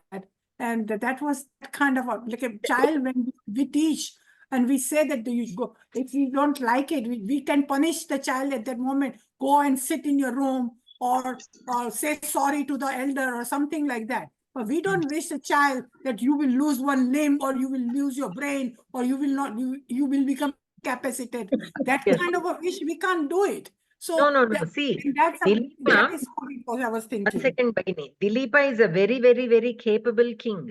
So maybe Kamadhenu knows that he can work around her shapam. So we also, when we are punishing our kids, we look at the capabilities, right? If we have 3 kids, say for example, we have 3 kids, right? So we don't treat all 3 of them equally. Even the punishment that we don't give them the same. We look at who can handle what, and accordingly only we will give whatever little punishments we give them. Bhagini, thank you for I didn't want it to take so much time from the class, but it just bothered me. How can a knowledgeable person behave like that? That you brought it up, because we need to know, like many people will have the same kind of question, especially people who are trying to Bhagini, nowadays, now the present generation are tend to question such way only. In such a way only, nowadays generation will question such situations.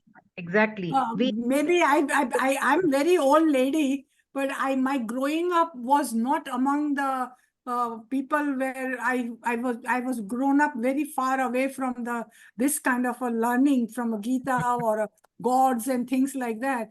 So, and the stories about along with that. So I always used to think differently.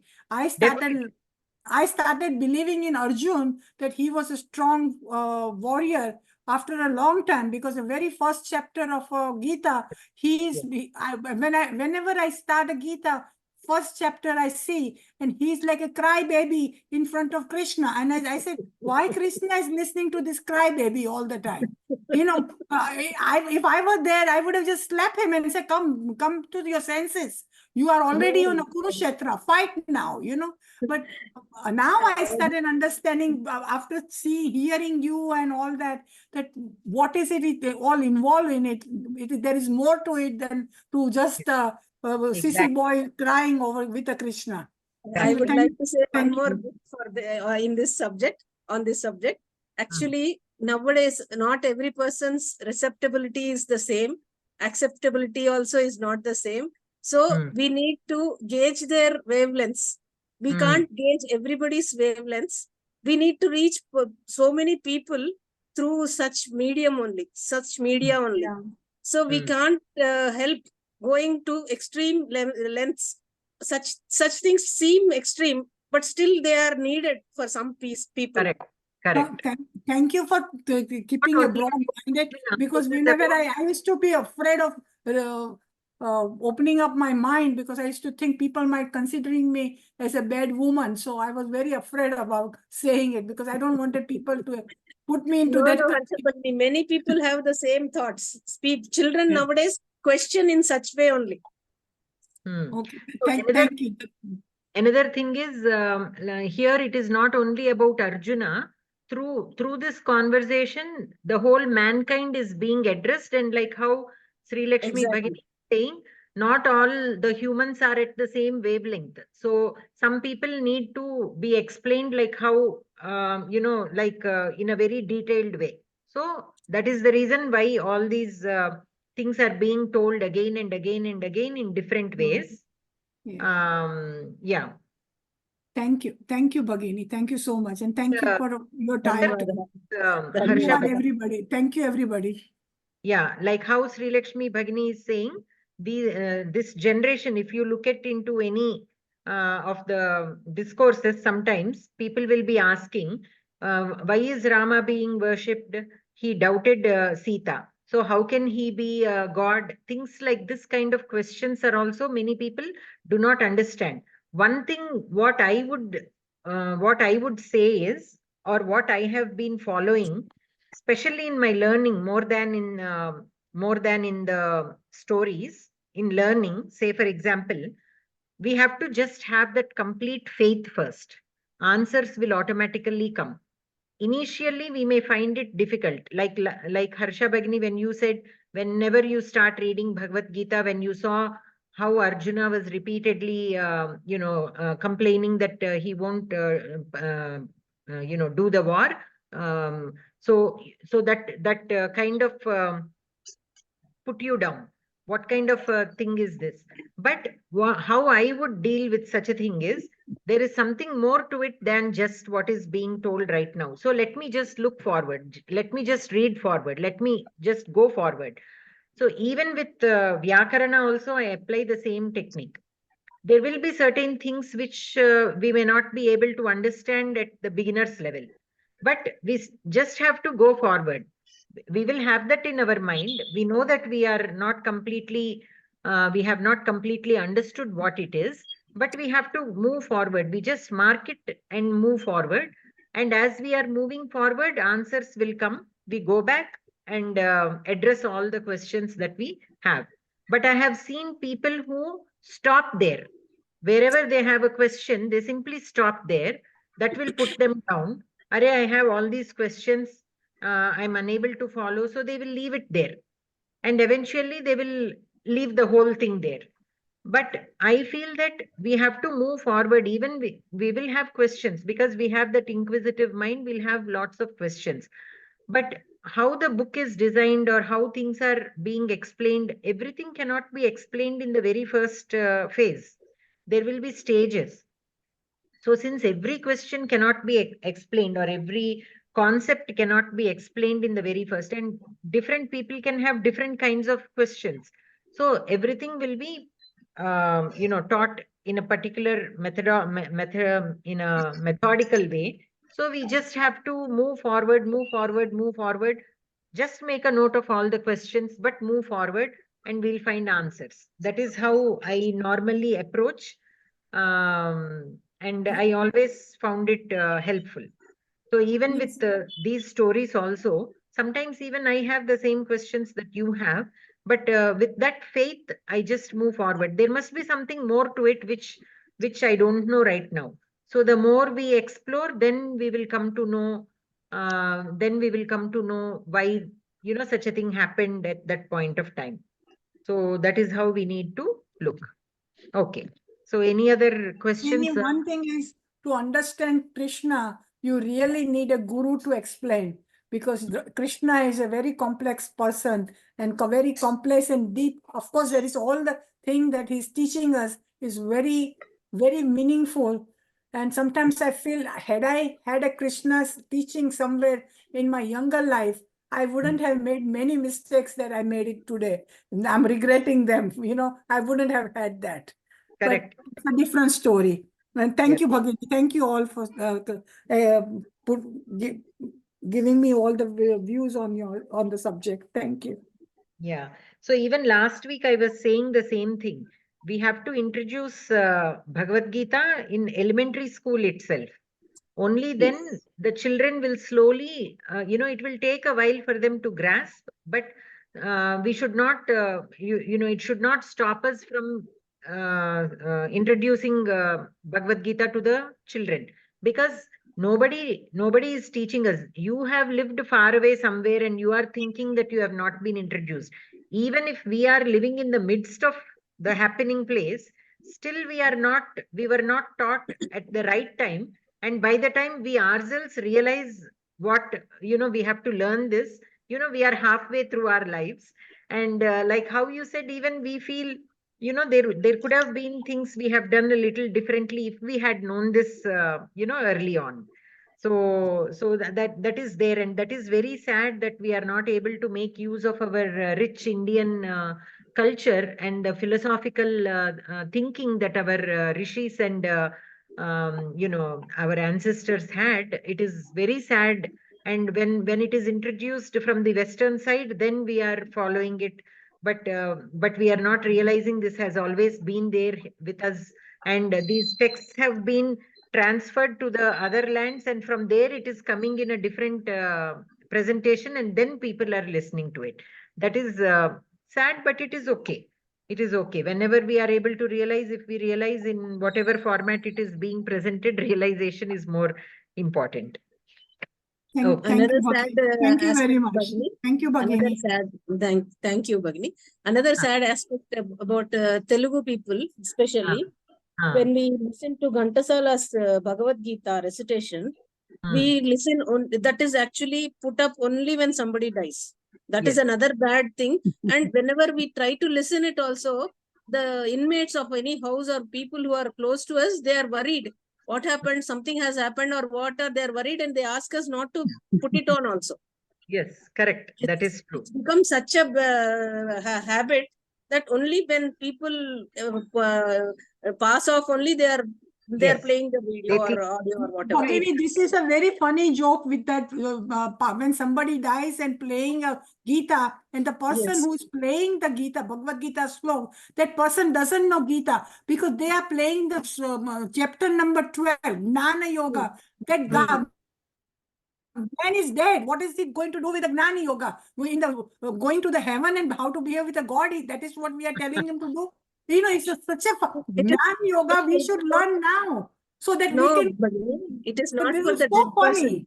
This is for the purpose of the people behind who are worrying, who are grieving about their dead relatives or whatever, whoever it is. But it is for their sake they play, not for the dead. To realize that nothing is permanent and all. This conversation can go for a long time. We should meet separately one day. I will set up a Zoom for unlimited time and we all can talk about it. But not today. Thank you. Okay. So, Vyakaranam patatu Bhagini. Alivelu Bhagini. Astu Bhagini. Vyakaranam Sandhihi.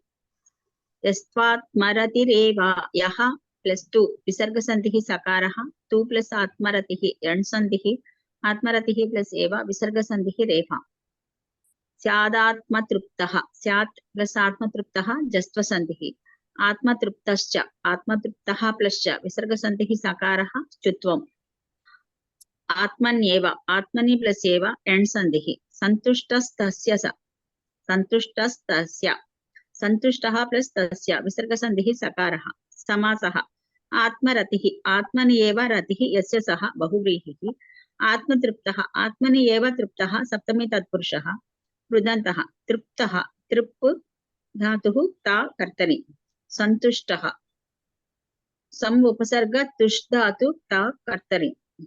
Karyam. Kru dhatu nyat karmani. Tadhitantaha. Manavaha. Manu plus an apatyarthe. Manoha apatyam puman. Dhanyavad Bhagini. Dhanyavad. So here all are, the sandhis are all that we are quite familiar with. And Atmani eva truptaha, that is Saptami Tatpurusha. Atmani eva ratihi, yasya saha, that is Bahuvrihi.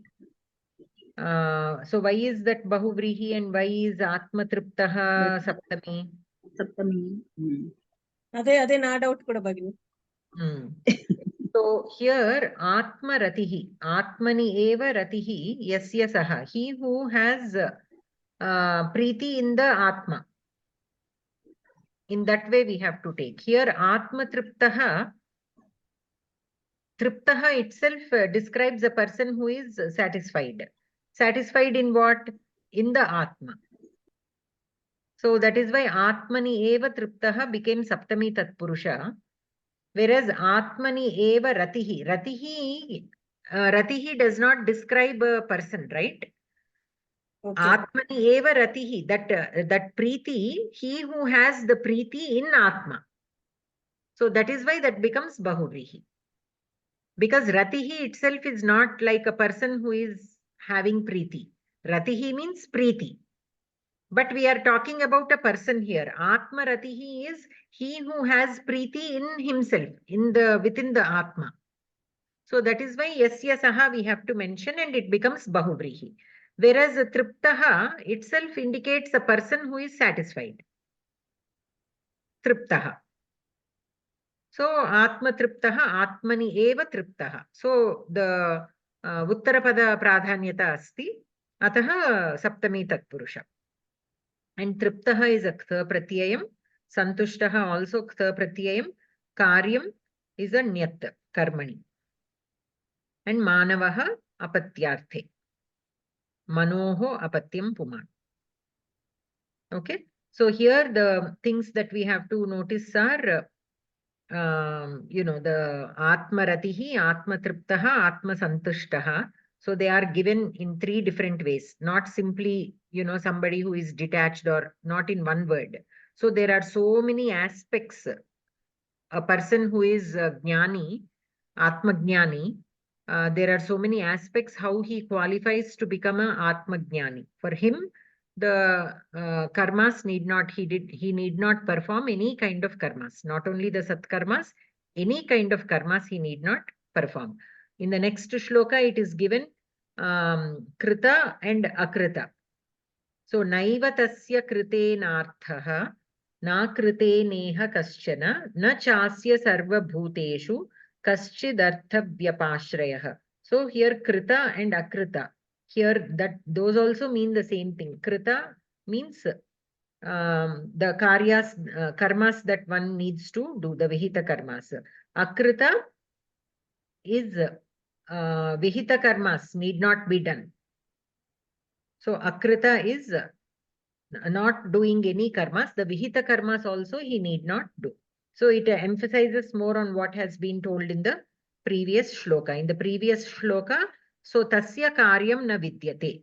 So he who is atma triptaha, atma santushtaha, atma rataha, he need not do any karyams. So what kind of karyams he need not do? Akrita and krita. These are the karyams. Iha tasya kritena akritena kaschana arthaha nasti. So iha, in this world, tasya, for him, kritena, by the vihita karmas, and akritena, by not doing the vihita karmas, either by doing the vihita karmas or even by not doing the vihita karmas, kaschana arthaha nasti. He will not be affected. Even if he does not do or even if he does the vihita karmas, he is not affected. There is no purpose for him. Asya cha sarva bhuteshu kaschit artha vyapashrayah nasti. So sarva bhuteshu kaschit artha vyapashrayah means there is no kind of any kind of purpose for him. by either doing the karmas or not doing the karmas. There is no kind of purpose for him that is being served. So, so that is how this shloka goes. Okay. So here the padartha, I will read this so we can just complete it a little fast because the time is almost up. So here padartha iha asmin loke tasya atmaratasya purushasya kritena vihitena karmana means by the vihita karmas. Arthaha means prayojanam. Na eva nasti. So there is no prayojanam for this particular atmarataha by performing any kind of prescribed duties. Akritena kaschana na. So akritena avihitena karmana. Okay, by not doing the vihita karmas. Kaschana kopi arthaha nasti. Asya, so for this purusha, this kind of purusha, sarva bhuteshu, sarva pranishu, among all the pranis, kaschit means kaschana or anyone, arthavyapashrayah cha prayojana sambandha api nasti. So there is no any kind of benefit for him from among the materialistic world. Sarva pranishu means among the materialistic world. He does not have any kind of purpose by doing the prescribed duties or by not doing the prescribed duties. So here, what are the kriya padani of this shloka?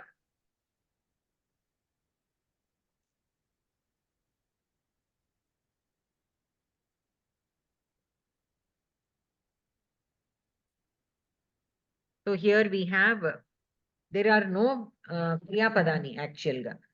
So iha, we have to take adhyahritam. Asti is there, nasti is there, no, in one place. Naiva tasya kritenartaha na kriteneha kaschana na chasya sarva bhuteshu. No, there are no. So nasti also we are only taking. So na itself is indicating nasti. So na asti eva tasya kritenartaha. Okay. So tasya kritena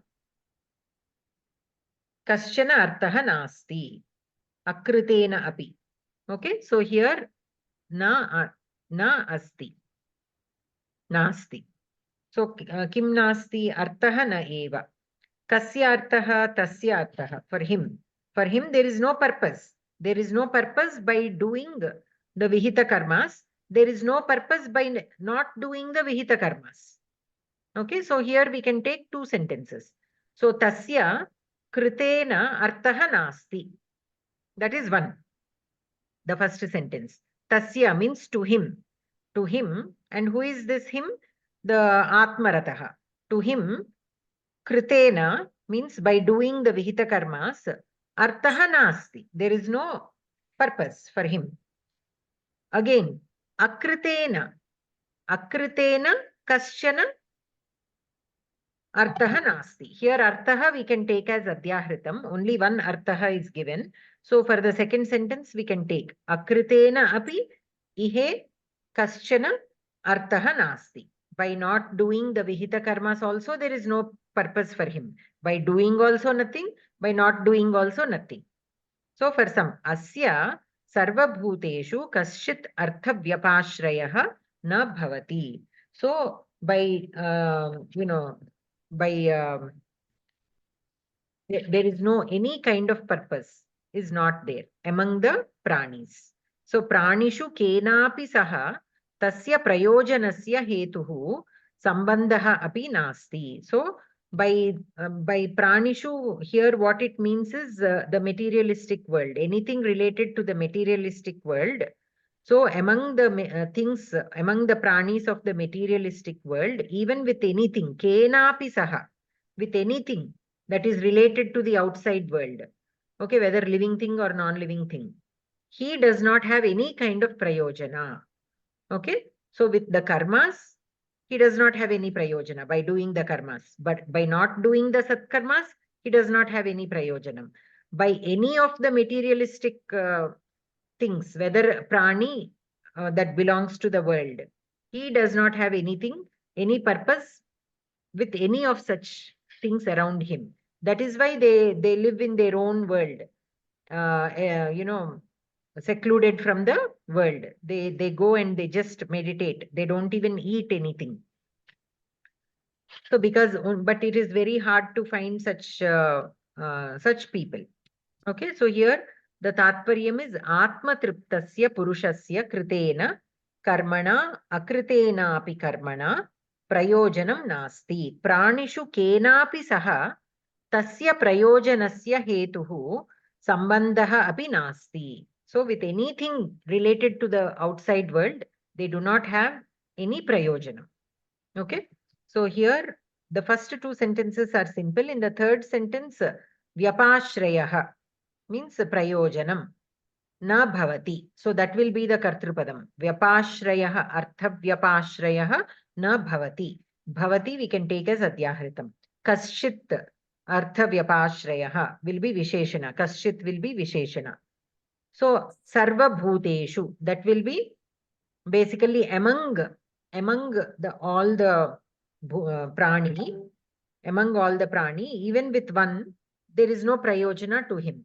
So here this, though it is in Saptami Vibhakti, we cannot take it as Adhikarana, because here there is a kind of comparison between the two. Among these, not even one, there is no relation with even one of them. So in that, the meaning wise, it is a little different. How the Saptami Vibhakti here is used is a little different. It is not Adhikarana. So this should not be labeled as Adhikarana. Okay, it is more like here the relation name that my professor used is Nirdharanam, they say. Okay, so there is no any kind of sambandha or prayojana with anything among these pranis, even with one of the pranis. So it is called, they labeled it as Nirdharanam. Don't worry about that name right now, but just understand that it is not Adhikarana. Okay, so among, it is used in the sense of among. So we can even use Shashti Bahuvachana also can be used in this context. But the poet chose to use Saptami Bahuvachana. Even Shashti Bahuvachana will go with the meaning that is used. So we have discussed that also. The meaning wise, Shashti Bahuvachana and Saptami Bahuvachana can be used in similar contexts. Okay. So Saptami Bahuvachana is not always Adhikarana. It can be used in the sense of among. So among the pranis, Sarva Bhuteshu, among all the pranis, even with one, Kaschit, even with one of them, there is no prayojana for this kind of Atmarataha. Okay, so that is how it is described here. And the Sandhi, Vriddhi Sandhi, Savarna Dirgha Sandhi, Guna Sandhi, these are all something that you are very used or comfortable with the Niyamani. Jashtva Sandhi also. And then Akritena, Nakritam Tena, Naitat Purusha. So Nakritam means by not performing the Vihita Karmas. Artha Vyapashrayah, Arthaya Vyapashrayah. This is Chaturthi, means purpose, right? Here it is used in the context of purpose. And whenever the word Artha is used, Chaturthi Vibhakti comes. We have studied that in the Sarvani cha tani bhutani cha teshu. So here Sarvani cha tani bhutani is Visheshana Purvapada Karmadharaya teshu. Okay, so that teshu indicates the Saptami Vibhakti of the Samasa word, but the Samasa word itself is a Karmadharaya. Krutena, Kru dhatoho ktha pratyayam. Okay, so we shall stop here. Any questions? Just now you told about comparison, Bhagini. It's like Pandaveshu Dharmarajaha Sreshtaha, Pandavanam Dharmarajaha Sreshtaha iti. Pandavanam Dharmarajaha Sreshtaha, Pandaveshu Dharmarajaha Sreshtaha. Same thing, but it is Shashti Bahuvachanam and Saptami Bahuvachanam. Shashti Bahuvachanam can also be used in off sense, like Pandavanam Guruhu Dronaha. There, that meaning wise, that is a little different. Pandavanam Guruhu Dronah. Pandavanam Jyeshtah Dharmarajah. In both these sentences, the meaning of Pandavanam is a little different. Okay. Right? You can also say Pandavanam Jyeshtah Dharmarajah Yudhishthirah. Pandaveshu Jyeshtah Yudhishthirah. Those two are synonymous. Meaning wise, that's what. Yeah. I couldn't get the correct situation. I mean, sentence. But Pandavanam Guruhu Dronaha Pandavula Yokka Guruhu Dronudu Pandavula Yandu Jeshtudu Dharmaraju. That is how the Shashti Vibhakti has two meanings. Shashti Bahuvachana, Saptami Bahuvachana can be used in similar sense like how you said. Astu. Dhanyavadah. Dhanyavadah. So Shanti Mantram. Sarve bhavantu sukhinah. Sarve santu niramayah. Sarve bhadrani pashyantu. Ma kaschid dukkha bhag bhavet. Om Shanti Shanti Shanti. Dhanyavadah Bhagini. Sarvebhyah dhanyavadah. Sarve